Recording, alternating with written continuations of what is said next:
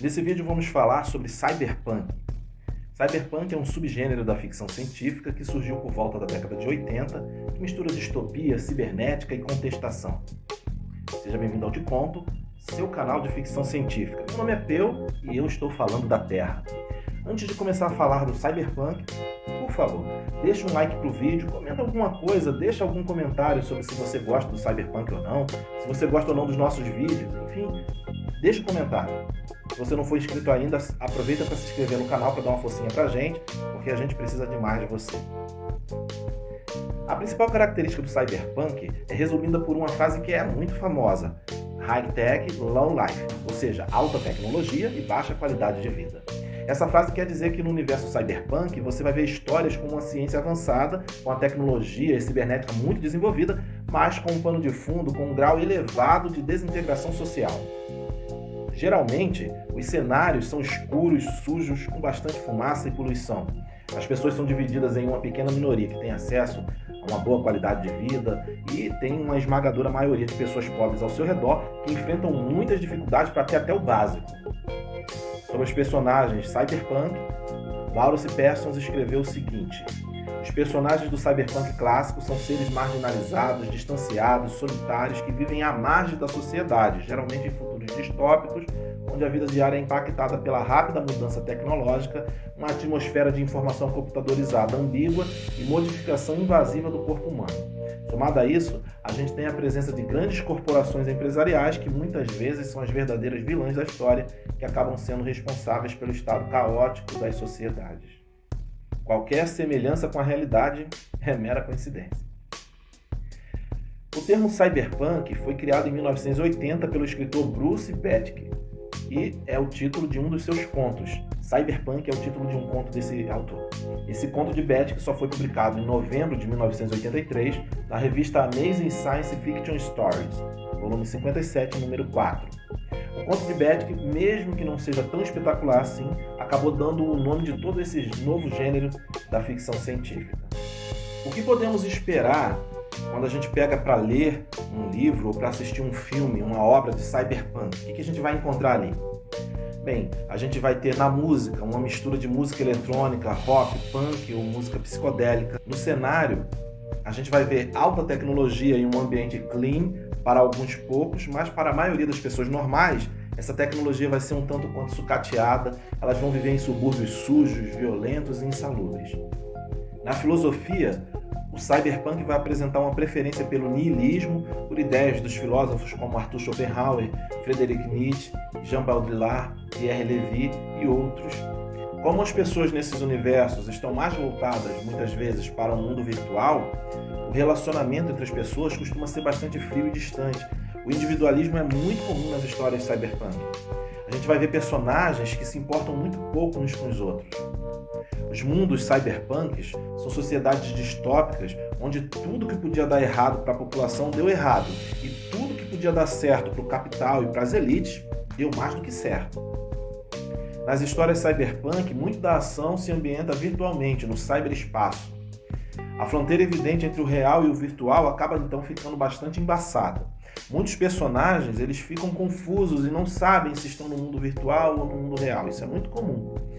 É um plot muito comum, por exemplo, nas obras de Philip K. Dick, que é um grande nome do cyberpunk, mesmo que seja proto-cyberpunk. Outra característica marcante do gênero é que é muito comum a existência de ciborgues. Um ciborgue é uma pessoa dotada de partes orgânicas e cibernéticas ao mesmo tempo. Geralmente, a finalidade desses implantes, dessas partes cibernéticas, é melhorar a capacidade do ser humano utilizando para isso a tecnologia. É claro que pode ter ciborgues que são mais parecidos com robôs por conta das muitas modificações no seu corpo. Mas também pode haver ciborgues que tenham aparentemente seus corpos normais, que pareçam ser humanos normais, tendo apenas seus cérebros modificados para funcionar como se fosse um supercomputador, por exemplo. Em suma, o mundo cyberpunk é um lugar sinistro, sombrio, onde computadores ligados em rede dominam todos os aspectos da vida cotidiana e empresas multinacionais gigantescas acabaram substituindo o Estado como o centro do poder. Às vezes, essas empresas não substituíram o Estado, só que é muito comum o Estado ter pouco poder frente a tais empresas. Nós podemos nos perguntar também qual é o tempo do cyberpunk.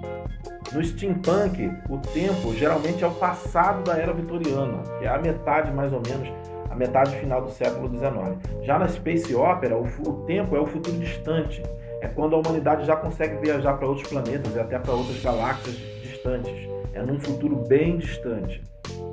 No cyberpunk, que geralmente tem como base um conflito que envolve hackers, inteligências artificiais, megacorporações, o tempo é sempre um futuro próximo, não é um futuro tão distante assim, não é o passado, mas é um futuro muito próximo.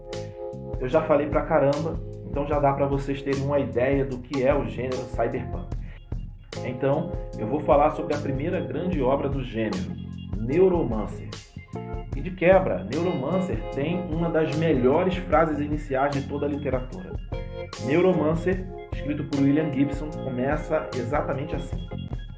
O céu sobre o porto tinha a cor de uma televisão sintonizada num canal fora do ar. Com essa frase, começa um dos livros mais importantes da ficção científica. É claro que hoje a maioria dos leitores não vai realmente entender o que significa isso, uma televisão sintonizada fora do ar. Mas quem cresceu na década de 70, 80, vai saber exatamente o que é isso. No passado distante, as TVs não funcionavam 24 horas por dia, então chegava um determinado horário e as telas realmente ficavam assim, cheias de chuviscos e toda cinza, não tinha nada, não tinha uma programação. E é assim com essa frase que começa um dos livros mais importantes da ficção científica. Neuromancer, além de contar uma história muito boa e ter criado um universo muito interessante, também é considerada a obra que daria início ao movimento cyberpunk. E além disso, acabou influenciando vários outros livros, vários outros filmes, histórias em quadrinhos, mangás e várias outras obras. E a importância de Neuromancer foi reconhecida porque ele ganhou os 3 principais prêmios da ficção científica: o Prêmio Nebula, o Prêmio Hugo e o Prêmio Philip K. Dick, no ano de 1984. Neuromancer introduziu novos conceitos para a época, como inteligências artificiais avançadas, uma rede de computadores semelhantes à Matrix, o cyberespaço, que é quase físico, quase palpável, de tão concreto, ele é quase palpável quanto a realidade ao nosso redor. Tenho que admitir que Neuromancer não é uma leitura muito fácil, pelo menos eu não achei uma leitura muito fácil, mas para quem gosta de ler ficção científica, é uma ótima obra. Uma das obras bastante influenciadas por Neuromancer foi o mangá Ghost in the Shell, que virou um anime que é considerado um clássico e mais recentemente foi adaptado para as telas de Hollywood com a atriz Scarlett Johansson no papel principal, e nem de longe é uma adaptação que é tão boa quanto o original japonês. Neuromancer também influenciou bastante a criação de Matrix, que é talvez um dos melhores filmes cyberpunk de todos os tempos, ao lado de Blade Runner, o Caçador de Androides, de 1982, dirigido por Ridley Scott. Vamos falar um pouco agora sobre algumas obras para quem quer conhecer o gênero. Nós já falamos de Neuromancer, que é o primeiro livro de uma trilogia, que é conhecida como Spawn. Ela é composta por Neuromancer, Code Zero e Mona Lisa Overdrive. Todos esses livros foram escritos por William Gibson. Eu já falei, mas é bom repetir, que o estilo de escrita de William Gibson não é dos mais fáceis, mas esses livros são clássicos da ficção científica. Podemos citar também Androides Sonham com Ovelhas Elétricas, de Philip K. Dick, que serviu de base para Blade Runner de Ridley Scott, lançado em 1982. Ainda que Blade Runner não foi um grande sucesso de bilheteria na época do seu lançamento, com o tempo o filme acabou se tornando cult. Sobre Blade Runner, o próprio William Gibson disse que a primeira vez que ele viu o filme, ele se surpreendeu muito de como a aparência do filme era muito similar à sua visão de mundo quando ele estava trabalhando no universo de Neuromancer. Tem também o livro de contos escrito por Brian Aldiss, Super Brinquedos Duram o Verão Todo. O conto que dá nome a esse livro foi adaptado para o cinema no filme Inteligência Artificial, dirigido por Steven Spielberg, e vale muito a pena conhecer tanto o livro quanto o filme. Falando um pouco mais sobre Philip K. Dick, tem várias obras dele, além de Blade Runner, que se encaixam no que seria um proto-cyberpunk, e várias dessas obras já foram adaptadas para o cinema. Na Amazon Prime tem uma série original chamada Electric Dreams, que é baseado em vários contos do Philip K. Dick, e é muito cyberpunk. Na Netflix tem a série Love, Death and Robots, que tem vários episódios cyberpunks também. A série de filmes Robocop também é cyberpunk e se ajusta como uma luva naquela ideia de se passar em um futuro próximo, onde há uma mega corporação que é inescrupulosa. No filme é a OCP. E tem também uma cidade, que no caso é Detroit, que está em declínio, com a maioria da população vivendo na miséria. Sem contar no próprio conceito do ciborgue, que é meio homem, meio máquina, que é o Robocop. Eu não sou um grande conhecedor de mangás e animes, então eu vou saber citar pouca coisa nessa área. Eu já falei sobre Ghost in the Shell, mas tem também um outro clássico que é Akira. Eu não sei citar nenhum outro, talvez Cowboy Bebop, não sei se Cowboy Bebop é mais space opera ou é mais cyberpunk. Vergonhosamente, então, eu vou me limitar a citar Akira e Ghost in the Shell. Se a gente fala de cyberpunk, não tem como não falar do filme Matrix, de todo o universo de Matrix. A trilogia Matrix, que iniciou em 1999 com The Matrix, conta também com Matrix Reloaded, Matrix Revolutions e os curtas de Animatrix. E mais recentemente foi lançado o quarto filme da franquia, Matrix Resurrection. Todos os filmes usam uma ampla variedade de elementos cyberpunk, e para quem gosta de cyberpunk, Matrix é realmente um paraíso. Tem um monte de outros filmes cyberpunks, mas não tem como ficar falando de todos eles, mas certamente esses que eu citei dão uma boa ideia do gênero no total. Mas vamos falar um pouquinho sobre cyberpunk no Brasil.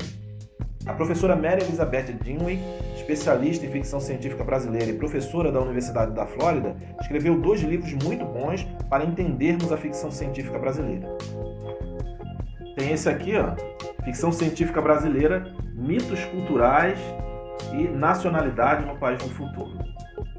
Ele é um livro clássico para quem quer entender a ficção científica brasileira. Um outro livro dela é esse aqui, Visão Alienígena, Ensaios sobre a Ficção Científica Brasileira. Ambos os livros foram lançados pela editora Devir.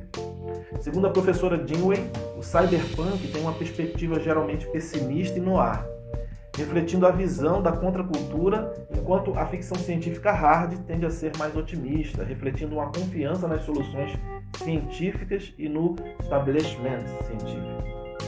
Diferente do cyberpunk americano, o cyberpunk brasileiro, também chamado de tupinipunk, tinha no início uma alta carga de crítica social, porém mais voltada para a sátira. Nas palavras de Dinwiddie, o gênero ilustra uma resistência ao controle político, às invasões corporativas que constituíram parte das novas políticas neoliberais implementadas após o final da ditadura militar. Mais tarde, por volta do ano 2000, as histórias tupinipunks começaram a representar ciborgues, assumindo as mentes ou os corpos de políticos, cientistas e líderes militares, revelando a manipulação dos sistemas democráticos ou de cidades super solicitadas, nas palavras da autora. Ela cita algumas obras importantes desse gênero aqui no Brasil, como Silicone 21, de 1985, de Alfredo Sirkis, Santa Clara Poltergeist, de 1991, de Fausto Fawcett, Piritas Siderais, romance cyberbarroco, de 1994, escrito por Guilherme Kudjansky. Dinwiddie aponta, no entanto, que esses 3 romances brasileiros de cyberpunk possuem bastante diferenças de obras clássicas do cyberpunk americano, como Neuromancer, de William Gibson, ou Snow Crash, de Neil Stephenson, principalmente pelo fato de serem bastante sexualizados se comparado com suas contrapartes americanas. Ela escreve ainda: diferentemente dos romances cyberpunks americanos, cuja paisagem física tem seu suplemento e análogo no terreno alucinante menos tangível, que existe apenas eletronicamente, os romances brasileiros têm lugar no espaço urbano das maiores cidades do Brasil. Nesse sentido, o cyberpunk brasileiro não é tão alienado política e fisicamente quanto a sua contraparte americana.